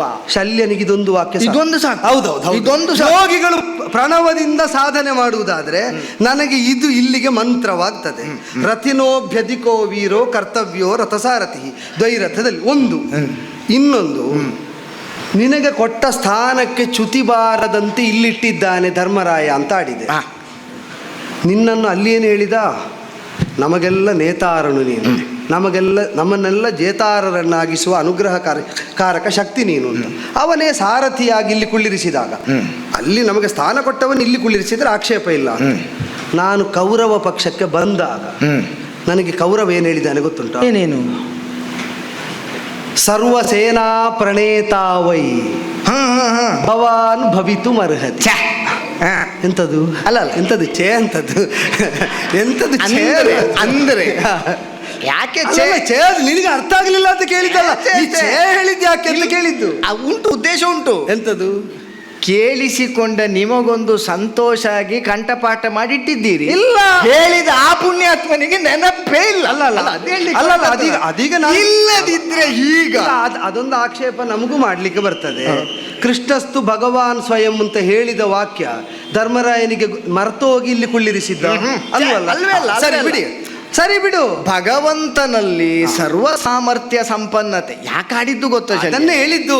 ಈಗ ಯಾವ ನೆಲೆಯಲ್ಲಿ ಧರ್ಮರಾಜ ಕುಳ್ಳಿರಿಸಿದ್ದಾನೋ ಅದೇ ಭಾವದಲ್ಲಿ ಚತು ತಪ್ಪದೆ ನಡೆದುಕೊಳ್ಳುವುದಕ್ಕೆ ತೊಡಗಿದ್ದಾನೆ.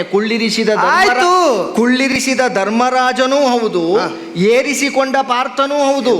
ಈಗ ನೀವು ಇಷ್ಟೆಲ್ಲ ನೀವು ಆಡುವಾಗ ಮತ್ತೆ ಬೆಳಿಗ್ಗೆ ರಥ ಹತ್ತಿ ರಣ ಪ್ರವೇಶ ಆದ ತತ್ಕ್ಷಣದಲ್ಲಿಯೇ ಎಲ್ಲಿ ಅರ್ಜುನ ಇದ್ದಾನೆ ತೋರಿಸಿದವರಿಗೆ ಲಕ್ಷ ಕೊಡ್ತೇನೆ, ಬಂಡಿ ಕೊಡ್ತೇನೆ ಅಂತ ಅವ ಮಹಾರಥಿ ಮಾತಾಡುವುದು. ಮಹಾರಥಿಗಳಾಗಿ ಕುಳಿತವರು ನಿಮಗೆ ಎಂಥದ್ದು ಅಂತ ನೀವು ಚುಚ್ಚುವುದು, ಮತ್ತೆ ಮಧ್ಯದಲ್ಲಿ ಹೊಡೆದಾಟ ನಿಮ್ಮಲ್ಲಿಯೇ ಪ್ರಾರಂಭ. ನೀನು ಹೋರಾಟ ಮಾಡಿದ್ದು ಸರಿಯಾಗಲಿಲ್ಲ ಅಂತ ನೀನು ಅರ್ಜುನನನ್ನು ರಥದಲ್ಲಿ ನಿಂದಿಸಲೇ ಇಲ್ಲ.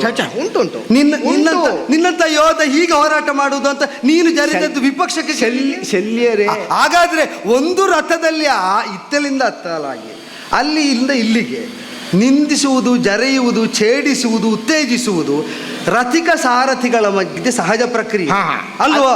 ಈಗ ನೋಡು, ಯೋಚನೆ ಮಾಡು. ತಾನು ಆಯುಧ ಹಿಡಿಯುವುದಿಲ್ಲ ಅಂತ ಕೆಳಗಿರಿಸಿದ ಒಬ್ಬ ಸಾರಥಿ, ಮೂರು ಲೋಕದಲ್ಲಿ ಆಯುಧ ಹಿಡಿಯುವವರಲ್ಲಿ ಅತ್ಯಂತ ಶ್ರೇಷ್ಠನಾದ ರಥಿಕ, ಅವನ ಕೈಯಲ್ಲಿ ಧನುರ್ಬಾಣ ಇರುವಾಗಲೇ ಇವನ ಕೈಗೆ ಚಕ್ರ ಬರ್ತದೆ ಅಂತ ಆದ್ರೆ ನೀ ಬದುಕಿ ಸತ್ತಂತೆ ಅಂತ ಹೇಳಿದ ಹಾಗೆ ಅಲ್ವೋ? ರಥ ಬಿಟ್ಟು ನೀ ಇಳಿದ ಹಾಗೆ ಅಲ್ವೋ? ಈಗ ನೇರ ಪ್ರಕಟವಾಗಿ ಕಂಡದ್ದಕ್ಕೆ ನಾವು ಸಂದೇಶ ಗ್ರಹಿಸಿದ್ರೆ ಅದು ರಥಿಕನ ಸೋಲು. ನಿನ್ನ ಮನದೆಣಿಕೆಗೆ ಬೇಕಾದಂತೆ ಒದಗದ ಒಬ್ಬ ರಥಿಕನನ್ನಿಟ್ಟುಕೊಂಡು ನಿನ್ನ ಪಾಡು ನಮಗೂ ಗೊತ್ತಾಗ್ತದೆ ಕೃಷ್ಣ, ನಿನಗೆ ತುಂಬಾ ಅವಸರ ಉಂಟು. ಅವ ನರ ಅಲ್ವೋ? ನಾರಾಯಣ ಭಾವವನ್ನು ಗ್ರಹಿಸುವಲ್ಲಿ ಅವ ಹಿಂದುಳಿತಾನೆ, ಅವ ರಥದಲ್ಲಿ ಮಾತ್ರ ಹಿಂದುಳಿಯುವುದಲ್ಲ. ಆದ್ರಿಂದ ನಿನ್ನ ಧಾವಂತಕ್ಕೆ ಅವ ಒದಗುವುದಿಲ್ಲ. ಕೈಗೆ ಚಕ್ರವು ಬರ್ತದೆ, ಮತ್ತೆ ಅದು ಕಣ್ಮರೆಯೂ ಆಗ್ತದೆ. ಇಲ್ಲಿಯೂ ಹಾಗೆ ನಮ್ಮ ಕೈಗೆ ಆಯುಧವು ಬಂದಿದೆ, ಮತ್ತೆ ಕಣ್ಮರೆ ಆಗ್ಲಿಲ್ವೋ? ಈಗ ಕೈಗೆಲ್ಲಿ ಉಂಟು? ಈಗ ನಾವು ಅನ್ಯೋನ್ಯವಾಗಿಲ್ಲ. ಶಲ್ಯರೇ ಹಾಗೆ ಅರ್ಥೈಸಿಕೊಳ್ಳುವುದಕ್ಕೆ ಕಷ್ಟ ಆಗುವುದು ಯಾಕೆ ಗೊತ್ತೋ? ಈಗ ನಾನು ನನ್ನ ಮಹಾರಥಿಯನ್ನು ಜರೆದ್ನೋ ಇಲ್ವೋ? ಅವ ಕಾಲಿಗೆ ಬೀಳ್ತಾನೆ, ಅವ ಮತ್ತೆ ನೀನೆಂದಂತೆ ಕರಿಷ್ಯೆ ವಚನಂ ತವ ಅಂತ ಹೇಳ್ತಾನೆ. ಅವ ಪ್ರಶ್ನೆ ಕೇಳುವುದಿಲ್ಲ ಅಂತಲ್ಲ, ಜರಿಯುವುದಿಲ್ಲ ಅಂತಲ್ಲ, ನಾನು ಬೈಯುವುದಿಲ್ಲ ಅಂತಲ್ಲ, ಅದೆಲ್ಲ ಆಗ್ತದೆ. ಆದರೆ ಕೊನೆಗೆ ನಮ್ಮಲ್ಲಿ ಒಂದು ಸಂಧಾನ, ನಮ್ಮಲ್ಲಿ ಒಂದು ಹೊಂದಾಣಿಕೆ ಆಗ್ತದೆ. ಈಗ ಅಲ್ಲಿ ಕುಳ್ಳಿರಿಸಿದ ಧರ್ಮರಾಜನೇ ಬಂದು ಇದೊಂದು ನಡೆಸಿಕೊಡ್ಬೇಕು, ತಿನ್ನ ಪ್ರಸಂಗ ಒಂದು ಹಾಳು ಮಾಡಬೇಡಿ ಅಂತ ಕೈ ಮುಗಿದು ಪಾಪ ಕಳಿಸಿದ ಕೌರವನೇ ಬಂದು ಕೈ ಮುಗಿಯುವ ಹೋಗುದಿಲ್ಲ ಅಲ್ಲ. ಈಗ ಅವ ಕಾಲಿಗೆ ಬಿದ್ದದರ ಕತೆ ನಾನು ಹೇಳ್ತೇನೆ. ಈಗ ಅಲ್ಲ, ನೀನೀಗ ಹೇಳಿದೆಯಲ್ಲ ನಿನಗೆ ಕಾಲಿಗೆ ಬಿದ್ದ ಅಧೀನನಾಗಿದ್ದಾನೆ ಅಂತ, ಅದು ನಮಗೆ ಕಂಡ ಬಗ್ಗೆ ಹೇಗೆ ಅಂತ ನಾನು ಹೇಳ್ತೇನೆ. ಅದಕ್ಕಿಂತ ಅನರ್ಹನಾದ ಕರ್ಣನ ಬಂಡಿಯನ್ನು ಹೊಡೆದದ್ದರಿಂದ ಧರ್ಮಾಧೀಶನೆನಿಸಿದ ರಾಜನಿಗೆ ಅಪಚಾರವಾಯಿತು, ಸ್ಥಾನಾಪಚಾರ, ಕುಲಾಪಚಾರ, ವಿದ್ಯಾಪಚಾರವಾಯಿತು ಅಂತ ಆಡಿದರೆ, ಅರ್ಜುನನಿಗೆ ಗುರು ಯಾರು? ದ್ರೋಣನ ಗುರುಗಳ ಶಿಷ್ಯ. ಇದು ಲೋಕ ಪ್ರಕಟಿತವಾದ ವರ್ತಮಾನವನ್ನೇ ನಾನು ಆಡ್ತಾ ಇರುವುದು. ಈಗ ಅಷ್ಟು ಸಾಕು ನನಗೆ. ವಿದ್ಯೋನ್ನತಿಯ ದೃಷ್ಟಿಯಿಂದ ಹೇಳುವುದಿದ್ರೆ, ಕುಲೋನ್ನತಿಯ ದೃಷ್ಟಿಯಿಂದ, ಬಲೋನ್ನತಿಯ ದೃಷ್ಟಿಯಿಂದ, ಸ್ಥಾನೋನ್ನತಿಯ ದೃಷ್ಟಿಯಿಂದ ಹೇಳುವುದಿದ್ರೆ, ಹೇಳುವುದಕ್ಕೆ ರಾಜಸೂಯ ಮಾಡಿದವರು ಈಗ ಹಸ್ತಿನಾವತಿಯಲ್ಲಿ ತಾವು ಅರಸೊತ್ತಿಗೆಯಲ್ಲಿ ಸ್ಥಾನ ಸಂಪಾದಿಸುವವರು ಒಂದು ತುಂಡು ಭೂಮಿಯಾದರೂ ಪಾಂಡವರ ವಶದಲ್ಲಿ ಉಂಟಾ? ಅಂಗಾಧಿಪತಿ ಕುಳಿತವ. ನೆಲ ನಮ್ಮದು ಅಂತ ಅವ್ರು ಹೇಳಿದ್ರೆ ಆಗಲಿಲ್ಲ, ಆಯ್ತಾ? ಆಗಲಿಲ್ವಲ್ಲ. ಇವನಲ್ಲಿ ಒಂದು ರಾಜ್ಯಕ್ಕೆ ಆಧಿಪತ್ಯ ಉಂಟು. ನೀನು ಕುಳಿತ ನರನಲ್ಲಿ ಏನಿಲ್ಲ, ಇನ್ನು ಸಿಕ್ಕಿ ಆಗಬೇಕಷ್ಟೆ, ಸಿಕ್ಕುವುದಿದ್ರೆ. ಇವನಲ್ಲಿ ಈಗಾಗಲೇ ಹೊಂದಿದ ಪ್ರಭುತ್ವ ಉಂಟು, ಪಟುತ್ವ, ಭಟತ್ವ ಉಂಟಾ? 5 ಮಂದಿಯಲ್ಲಿ 4 ಮಂದಿ ಸೇರಿ ದಿಗ್ವಿಜಯ ಮಾಡಿ ಯಾಗ ಮಾಡಿಸಿದ್ದಲ್ಲಿ ಒಬ್ಬನೇ ಹೋಗಿ ಯಾಗ ಮಾಡಿಸಿದ್ದಿಲ್ಲಿ, ವೈಷ್ಣವಾಧ್ವರವನ್ನು ಮಾಡಿಸಿದ್ದು ಒಬ್ಬನೇ ಏಕಮೇವಾದ್ವಿತೀಯನಾಗಿ. ನೀನು ನಿನ್ನ ರಥಿಕನು ಹಿಂದುಳಿದು ಭೀಮನೇ ಮುಂದಾಗಿ ಕೊಂದು ಕಳೆಯಬೇಕಾದ ಮಾಗಧನನ್ನು ನೀವು ಮನೆಗೆ ಬ್ರಾಹ್ಮಣ ರೂಪದಿಂದ ಹೋಗಿ ಕೊಂದು ಕಳೆದು ರಾಜಸೂಯ ದೀಕ್ಷೆ ಸ್ವೀಕರಿಸಿದ್ರಿ ಅಂತ ವರ್ತಮಾನ, ಹೌದಲ್ವ? ಎದುರು ಕ್ಷಾತ್ರ ಯೋಧನಾಗಿ ಮಣಿಸಿ ಮಾಲಿನಿ ನಾಮಕವಾದ ನಗರವನ್ನು ಪಡೆದ ಯೋಧ ಇವ. ಮಗದನನ್ನು ಮನೆಗೆ ಹೋಗಿ ಹೊಡೆದದ್ದಲ್ಲ, ಮಗದ ಇದ್ದಲ್ಲಿಗೆ ಹೋಗಿ ಕ್ಷಾತ್ರದಿಂದ ಹೊಡೆಸಿ ಅವ ಗೆದ್ದಂತ ಅವರ ಸಾಲು ದೊಡ್ಡದುಂಟು. ನೀನಾಗ ಪಟ್ಟಿ ಕೊಟ್ಟಿಯಲ್ಲ, ಅವ ಇಂಥವ ಅವ ಇಂಥವ ಇವ ಇಂಥವ ಅಂತ. ಆದ್ರಿಂದ ನಾನು ಕೆಲವಾದ್ರೂ ಹೇಳಬೇಕಲ್ಲ. ಈಗ ಯಾವ ಸಮಾಧಾನದಿಂದ ಈಗ ಹೊರಗಿನಿಂದ ಶಲ್ಯರು ಬಂದು ಸಾರಥಿಯಾದದ್ದು ಸಮುಚಿತ ಅಂತ ನೋಡುವುದಿದ್ರೆ, ಹೊರನೋಟಕರಾದವರಿಗೆ ಹೊರಗಿನಿಂದಲೇ ಗ್ರಹಿಸಬಹುದಾದವರಿಗೆ ಘನತೆಯುಳ್ಳ ಇಷ್ಟು ನೆಲೆಯುಳ್ಳಂತಹ ಕರ್ಣನಿಗೆ ಸಾರಥಿಯಾದ್ದು ಅದು ರಥಿಕನಿಂದ ಅಧಿಕ ವೀರ ಅಂತ ಒಪ್ಪಿದ ಮೇಲೆ ಯುಕ್ತವಾಗ್ತದೆ, ಸಾಧುವಾಗ್ತದೆ, ಸಮ್ಮತ ಅಂತ ಆಗ್ತದೆ. ಇನ್ನು ಒಳನೋಟಕ್ಕೆ ನಿಮಗೆ ಗೊತ್ತಿಲ್ವೋ, ನೀವೀಗ ಆದದ್ರಿಂದ ಆತ್ಮಗೌರವಕ್ಕೆ ಹಾನಿ ಆಯಿತು ಅಂತ ನಿಮಗೆ ಅರ್ಥ ಆಗುವುದಿಲ್ವೋ ಅಂತ ಕೇಳಿದರೆ, ಈಗ ನಿನ್ನ ಅಸಹಾಯಕತೆ ಮತ್ತು ನನ್ನ ಪ್ರಾಬಲ್ಯವನ್ನು ನಾನು ಅನಿವಾರ್ಯವಾಗಿ ಹೇಳುದು. ಈಗ ಸ್ತುತಿ ಮಾಡಿದ ನಾನು ಜರೆದಿದ್ದೇನೆ ಅಂತ ಮತ್ತೆ ಹೇಳಿದ್ರೆ ಅಯ್ಯೋ, ಹೇಳಿದ ಮೇಲೆ ಮತ್ತೆ ಬೇಸರ ಇಲ್ವಲ್ಲ. ದೇವರಿಗೆ ಸರ್ವತಂತ್ರ ಸ್ವತಂತ್ರನಾಗಿ ಬಂದ ಒಂದು ಅಸಹಾಯಕತೆ. ಅರ್ಜುನ ಏನು ಮಾಡಿದ್ರು ಮಾಡದಿದ್ರು, ಈಗ ನೀನು ಆಗ ಹೇಳಿದೆಯಲ್ಲ, ದೇವರು ಹೇಳಿದ್ದರಿಂದ ಗೀತೆ ಆಯಿತು, ಭಗವದ್ಗೀತೆ ಆಯಿತು ಅಂತ ನಾನು ಸೇರಿಸಿದೆ. ಯಾವುದು ಕೇಳಬೇಕಾಗಿ ಬಂದದ್ದು? ಉಭಯ ಪಕ್ಷದ ಮಧ್ಯದಲ್ಲಿ ನಿಂತಾಗ ಕೈಕಾಲು ನಡುಗಿ ಕೈಯಲ್ಲಿದ್ದ ಗಾಂಡೀವ ಕೆಳಗೆ ಬಿದ್ದವನ ಕೈಯಲ್ಲಿ ಗಾಂಡೀವ ಮರಳಿ ಏರುವಂತೆ ಮಾಡುವುದಕ್ಕೆ ನೀ ಮಾಡಬೇಕಾಗಿ ಬಂದ ಬೋಧನೆಯದು ಗೀತೆ ಅಂದರೆ. ಈಗ ನೇರ ಕೇಳೋಣ, 7 ಅಕ್ಷೋಹಿಣಿಯಲ್ಲಿ ನಿನಗೆ ಸಾರಥಿ ಆಗುವುದಕ್ಕೆ ಯೋಗ್ಯರಾದ ಉಳಿದ 400 ಪಾಂಡವರಲ್ಲಿ ಗಟ್ಟಿ ಗುಂಡಿಗೆ ಗಟ್ಟಿ ಇದ್ದಂತಹ ಈಗ ಭೀಮನಿಗೆ ನೀ ಸಾರಥಿ ಆದರೂ ಪಾಂಡವರ ಗೆಲುವು ಸಾಧಿಸುವುದಿಲ್ಲ, ಬಿಟ್ಟು ಹೋಗಲಿಲ್ವಲ್ಲ. ಹಾಗಾದ್ರೆ ಏನುಂಟು? ನರನ ರಥಿಕತ್ವ, ನಾರಾಯಣನ ಸಾರಥ್ಯದ ರಹಸ್ಯ ನಾನು ಗ್ರಹಿಸಿದ್ದು. ರಥಿಕನೇ ಸಾರಥಿ ಬೇಡ, ಈ ಸಾರಥ್ಯವೂ ಬೇಡ, ರಥವೂ ಬೇಡ, ಯುದ್ಧವೂ ಬೇಡ ಅಂತ ಬಿಟ್ಟರು ಸಾರಥಿಗೆ ಅವನನ್ನು ಬಿಡ್ಲಿಕ್ಕಾಗುವುದಿಲ್ಲ. ಇದು ನಿನ್ನ ಅಸಹಾಯಕತೆ. ನನ್ನದು ಕೇಳ್ತೀಯೋ? ಈ ತುರಗ ಲಕ್ಷಣವೇನಬಲ್ಲೆ ಅಂತ. ನನಗೆ ಬೇಕಾದಂತೆ ಇಂದಿನ ಯುದ್ಧ ನಡೆಸಬೇಕು. ಓ, ನಿನಗೆ ಬೇಕಾದ ಯುದ್ಧ ನಡೆಸುವುದಿಲ್ಲ, ಕೈಯಿಂದ ಆಯುಧ ಬಿತ್ತು ಅಂತ ಹೇಳಿದ್ರು ನಿನಗೆ ಬೇರೆ ಗತಿ ಇಲ್ಲ. ಅವನ ಕೈಗೆ ಆಯುಧ ಬರಿಸಿ ಅವನಿಂದಲೇ ಯುದ್ಧ ಮಾಡಿಸಬೇಕು. ನನಗೆ ಬೇಕಾದ ಯುದ್ಧ ಇಂದು ಕರ್ಣ ಮಾಡಬೇಕು. ಮಾಡುವ ಕರ್ಣನು ನನಗುಪಾಧಿಯಂತೆ, ನನಗೆ ಬೇಕಾದಂತೂ ಅದಗಬೇಕು. ನಾವು ಸ್ವಯಂ ಪೂರ್ಣರು ಕೃಷ್ಣ, ನಮಗೆ ಅಧೀನತೆ ಇಲ್ಲ, ಅನ್ಯರಲ್ಲಿ ಯಾಚಿಸುವುದಿಲ್ಲ, ಬೇಕಾದಂತೆ ಮಾಡಬೇಕು. ಮಾಡುವುದಿಲ್ವ ನಮಗೆ ಇದೊಂದೇ ನೆಲೆ ಅಲ್ಲ, ಎದ್ದು ನಡೀತೇವೆ. ಈಗ ಏನೀಗ ನಿನಗಾಗ್ತದ? ಈಗ ನಾನು ಹೇಳ್ತೇನೆ, ನೀನು ಹೇಳಿದ ಹಾಗೆ ಯುದ್ಧ ಮಾಡದಿದ್ರೆ ಪಾರ್ಥನನ್ನು ಬಿಟ್ಟು ನೀನು ಹೋಗ್ತೀಯೋ? ಶಲ್ಯರೇ, ನಿನಗೆ ನಾನು ತೋರಿಸ್ಬೇಕಾ? ಶಲ್ಯರೇ ಅಂದ್ರೆ ನಾನು ತೋರಿಸ್ತೇನೆ. ನೀನ್ ಯಾಕೆ ನೀವು ಅಷ್ಟೆಲ್ಲ ತಲೆಬಿಸಿ ಮಾಡಿ? ತಲೆಬಿಸಿ ಎಲ್ಲಿ ಉಂಟು? ನೀನು ಮಾಡಬೇಕಾದ ತಲೆಬಿಸಿ, ನನಗಲ್ಲಿ ತಲೆಬಿಸಿ ಆಗಿದೆ. ಈಗ ನೀವು ಹೇಳಬೇಕಾದದ್ದು ಹೇಳಿ ಆಯ್ತು, ನನಗೆ ಬೇಕಾದದ್ದು ನನಗೆ ಅರ್ಥ ಆಗಿ ಆಯ್ತು. ನೀವು ಇನ್ನು ತಲೆಬಿಸಿ ಮಾಡುವುದೇ? ನನಗೇನು ತಲೆಬಿಸಿ? ನಿನಗೆ ಅರ್ಥ ಆಯ್ತಲ್ಲ? ಅಲ್ಲ, ನಾನು ಹೇಳಿತ್ತು, ವಿಷಯ ಹೇಳಿತ್ತು. ಯಾಕೆ ನಿಮಗೆ ಅನಿವಾರ್ಯ ಅಲ್ಲ. ಯಾವುದು ಅಲ್ಲ, ಯಾವುದು ಅಲ್ಲ ನಾನು ದೇವರು. ನಮಗೆ ಈಗ ನೀವು ದೇವರಿಗಾದರೂ ಭಜಕರನ್ನು ಬಿಡುವುದಕ್ಕಾಗುವುದಿಲ್ಲ ಅಂತ. ನಾನೇನು ದೇವರಲ್ಲ. ಅಯ್ಯೋ ಶಲ್ಯರೇ, ನಿಮಗೆ ಮಾತು ಮರೆಯುವುದಿಲ್ಲ. ಮಾತು ಹೇಳಿದ್ ನಾನು ಅಲ್ಲ, ಅದಕ್ಕೆ ನನಗೆ ಮಾತು ಮರೆಯುವುದಿಲ್ಲ ಎಂಬುದಕ್ಕೆ ನನ್ನನ್ನು ತನ್ನ ಬಾಲ್ಯದಿಂದ ಅರಿತ ಧರ್ಮರಾಯ, ನನ್ನನ್ನು ಪಕ್ಷಕ್ಕೆ ಬಂದ ಮೇಲೆ ಸರಿ ತಿಳಿದ ಕೌರವ, ಇವರಿಬ್ಬರು ದೃಷ್ಟಾಂತ. ಅಯ್ಯೋ, ನೀವು ಮಾತು ಕೊಟ್ಟಿದ್ದೀರಿ ಎನ್ನುವುದನ್ನು ಕೌರವ ಮರೆತರು, ಧರ್ಮರಾಜ ಮರೆತರು, ತಾನು ಮಾತು ಕೊಟ್ಟಿದ್ದೇನೆ ಎನ್ನುವುದನ್ನು ನೀವು ಮರೆಯುವುದಿಲ್ಲ ಅಂತ. ಆರ್ತಾಯನಿಗಳು ಅಂತ ಬಿರುದು ಬಂದದ್ದು ನನಗೆ ತಲೆ ಬಿಸಿ ಆದದ್ದು ಎಲ್ಲಿಗೆ ಈಗ ನಿಮಗೆ ಮನಸ್ಸುಂಟು ಅಂತಲ್ಲ, ಒಮ್ಮೊಮ್ಮೆ ಕೊಟ್ಟ ಮಾತನ್ನು ನಡೆಸುವ ಬದ್ಧತೆ ಇದ್ದರೂ ಈ ವಯಸ್ಸು ಪರಿಸ್ಥಿತಿಯಲ್ಲಿ ಮರ್ತೋಗುವುದು ಅಂತ ಇರ್ತದೆ. ಅಂದ್ರೆ ನಾನು ಆಡಿದ್ದು ನಿಮಗೆ ಮನಸ್ಸಿದ್ದಲ್ಲ, ನಾನಿಲ್ಲಿ ಕೌರವನಿಗೆ ಕೊಟ್ಟ ಮಾತೊಂದೇ ನೆನಪುಂಟು. ಕೃಷ್ಣ, ಯಾವುದು ಮೇಲೆ ಬರಬೇಕು, ಯಾವ ಕಾಲದಲ್ಲಿ ಯಾವುದು ಕೆಳಗೆ ಹೋಗಬೇಕು, ಪ್ರಪಂಚ ವ್ಯಾಪಕವಾಗಿ ನಿರ್ಣಯಿಸುವ ನೀರಿರಬಹುದು. ಹೌದೌದು. ಕೌರವನ ಪಕ್ಷದಲ್ಲಿ ಅದು ಸ್ವಯಂ ಕೌರವೇಶ್ವರ. ಅವ ಏನ್ ಹೇಳಿದ್ದಾನೆ ಗೊತ್ತುಂಟ?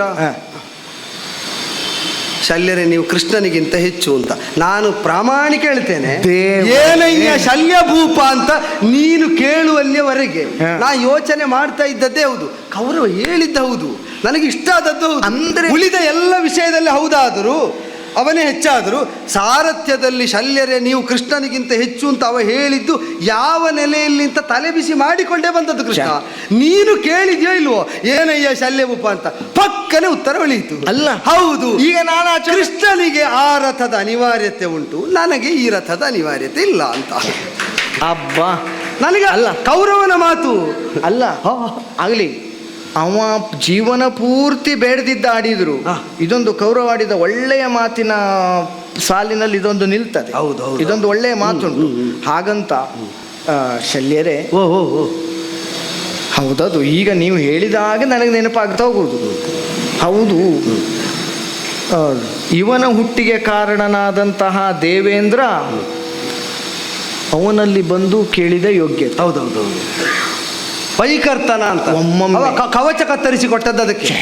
ಅಲ್ಲ, ಒಮ್ಮೊಮ್ಮೆ ಏನಾಗ್ತದೆ ಅಂದರೆ ನಾವು ಕೊಟ್ಟದ್ದು ಅಂತ ತಿಳ್ಕೊಳ್ತೇವೆ, ಪರಿಣಾಮದಲ್ಲಿ ಗೊತ್ತಾಗ್ತದೆ ನಾವು ಕೊಟ್ಟದ್ದಲ್ಲ ಕಳ್ಕೊಂಡದ್ದು ಅಂತ ಹೇಳಿದ್ದು ನಾನು. ಹೌದೌದು ಹೌದೌದು, ಅದು ಗೊತ್ತಾಗ್ತದೆ ಅಂದರೆ ಅದು ಈಗ ಅವ ಪಡೆದದ್ದು ಅಂತ ನಮಗೆ ಗೊತ್ತಾದ್ದು ಹೇಗೆ ಗೊತ್ತೋ, ಅವ ಕೊಟ್ಟು ಪಡೆದದ್ದು ಅಂತ ನನಗೆ ಗೊತ್ತಾದ್ದು ಹೇಗೆ ಗೊತ್ತೋ. ಪಾಂಡವರ ಕುಟುಂಬದ ಹುಡುಗ ಘಟೋತ್ಕಚ ಸತ್ತಾಗ ಯಾರೊಬ್ರು ಕುಣಿದ್ರಲ್ಲ, ಆ ಕುಣಿದ ಕೃಷ್ಣನ ಕೇಕೆ ವಿಪಕ್ಷಕ್ಕೆ ಕೇಳಿದಾಗ ಗೊತ್ತಾಯ್ತು ಕರ್ಣ ಪಡೆದ. ಆದ್ದರಿಂದ ಆಗಲೇ ಶಲ್ಯರಿಗೆ ಅದು ಅರ್ಥ ಆಗಿತ್ತು ಅಂತ ನಾ ತಿಳ್ಕೊಂಡು. ಕರ್ಣ ಇಲ್ಲಿ ಪಡೆದದ್ದಲ್ಲ, ಕರ್ಣ ಕಳ್ಕೊಂಡದ್ದು ಅಲ್ಲ, ನಾನು ಹೇಳಿಲ್ಲ ನನಗೆ ಆಗ ಗೊತ್ತಾದದ್ದು ಕರ್ಣ ಪಡೆದದ್ದೇ ಅಂತ. ಯಾಕೆ ಅಂದ್ರೆ ಕರ್ಣ ಏನು ಪಡೆಯದಿದ್ರೆ ಕರ್ಣನಲ್ಲಿದ್ದದ್ದು ವಿನಿಯೋಗ ಆದಾಗ ಅಲ್ಲಿಂದ ಯಾರೋ ಕೃಷ್ಣ ಅಂತೆ ಕೇಕೆ ಹಾಕಿದನಂತೆ, ಕುಟುಂಬದವ ಸತ್ತರು ಕೂಡ, ಇನ್ನು ಅರ್ಜುನನಿಗೆ ತೊಂದರೆ ಇಲ್ಲ, ಅದು ಅವನಲ್ಲಿ ಒಂದು ಇದ್ದದ್ದು ಹೀಗೆ ಹೋಯಿತು ಅಂತ ಅಲ್ವಾ. ಶಲ್ಯರೇ, ಎಲ್ಲ ಗೊತ್ತಿದ್ದವರಲ್ಲಿ ಮಾತಾಡುವುದು ಬಹಳ ಸುಲಭ. ಹೌದು, ಅಂತೂ ಏನು ಗೊತ್ತಿದ್ದವರೆಲ್ಲ ಸುಲಭ, ಎಂತ ಏನು ಗೊತ್ತಿಲ್ಲದಿದ್ದವರಲ್ಲಿ ಮಾತಾಡುವುದಕ್ಕೆ ನಾನಾಗಬೇಕು ಅಲ್ಲ ಸುಲಭ ಅಂತ ನೀನಂತ ಹೇಳಿದಲ್ಲ, ಸುಲಭ. ಹೌದು, ಅಂದ್ರೆ ಎಲ್ಲವನ್ನು ತಿಳಿ ಹೇಳ್ತಾ ಬಂದ್ರೆ ಇವತ್ತಿನ ಪ್ರಸಂಗದಲ್ಲಿ ಈಗ ನಾ ಮಾತಾಡಿಸದೇ ಇದ್ರು ನೀವೊಂದು ಮಾತಾಡಿಸುವ ಉತ್ಸಾಹದಲ್ಲೇ ಇದ್ರಿ. ಇಲ್ಲ, ನೀನು ಮಾತಾಡಿಸದಿದ್ರೆ ಅವನನ್ನು ಮಾತಾಡಿಸುವ ಸ್ವಲ್ಪ ಆಗ್ಲಿ. ಈಗ ನಮಗೆ ಬೇಕಾದ್ದು ಅದೇ.